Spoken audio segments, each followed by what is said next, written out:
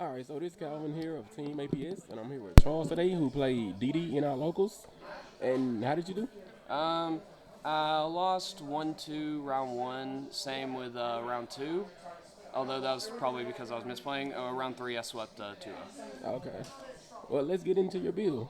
Alrighty. So first we run three Kepler, just your searcher.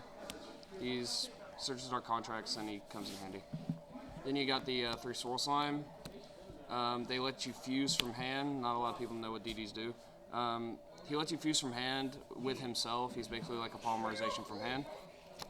Go into the arc with him. Run two of Galilei, because if you're taking damage from the dark contracts, if you don't have a dark, you can just pitch him and pick one up, or pitch and pick up your Kepler, use it again.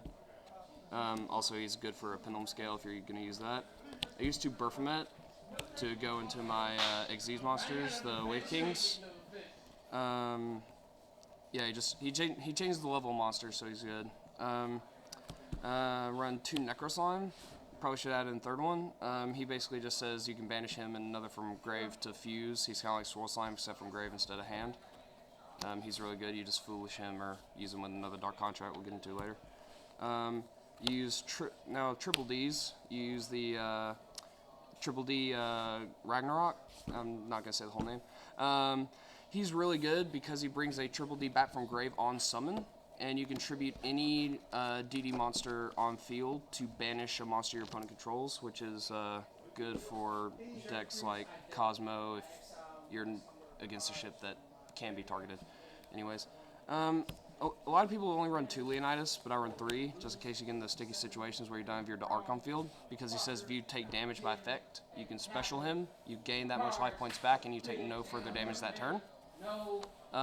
Which is nice. So dark contracts don't activate altogether; they activate in chain. So you take 1,000, you special him, you gain 1,000, then you take no further effect damage from your other dark contracts that turn.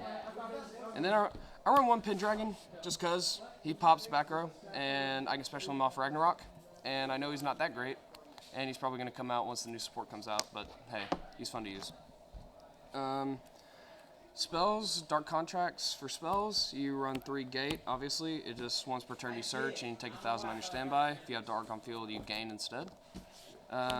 Same with your Swamp King. That's basically a polymerization, but if you're using if you're going into for a Fiend type, and if you're going into a DD monster with it, you can use monsters from your graveyard instead and banish them as well. So it's like a Miracle Fusion with a polymerization. And then after that, really just Foolish Burial for Necroslime, Regeki because Regeki, Allure, it's Allure. Then Traps. I ran this card at 1 originally, but I kind of like it at 2 now, with all traps going around.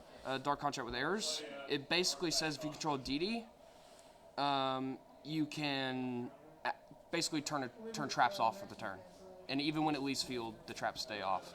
So it's like, if you have a DD on field and there's Vanities, you could just say, activate that effect, Vanities goes off, I can special. Which I love doing because I run a Vanities. One of this one, I side another one, Dark Contract with the Witch. Basically the side frame trap, except for you pop stuff, that's how I describe it to people. You pitch a DD or a Dark Contract to pop something, and all your monsters gain 1,000 attack on your opponent's turn only. And by the way, all Dark Contracts say you take 1,000 on standby. I run 2 Escape from the Dark Dimensions. They might go out for something else later, but I use them for Allure or when I fuse from Grave. That way, if I use a Ragnarok, I can bring him back, activate his effect on a special, and bring another triple D back. I was running 3, not sure where the third one went, but I run 2 Solemn Scoldings apparently, because all your dark contracts are going to be face up.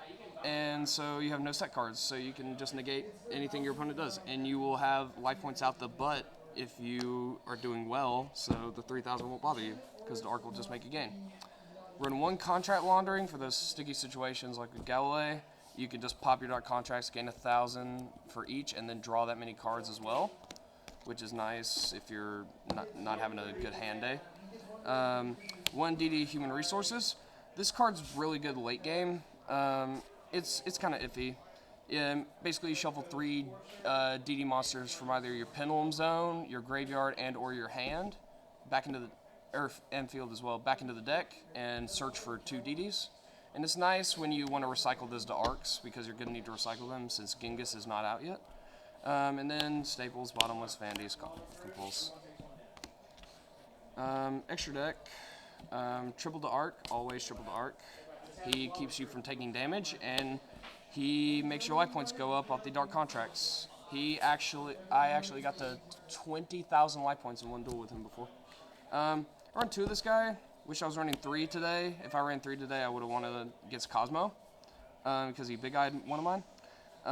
But he's really good. He requires 3 triple Ds, and he says if an attack is occurred involving him, you can just take another monster your opponent controls because it cannot be the battling monster, and he gains that attack. And since that occurs, replay occurs, and that's just pretty broken.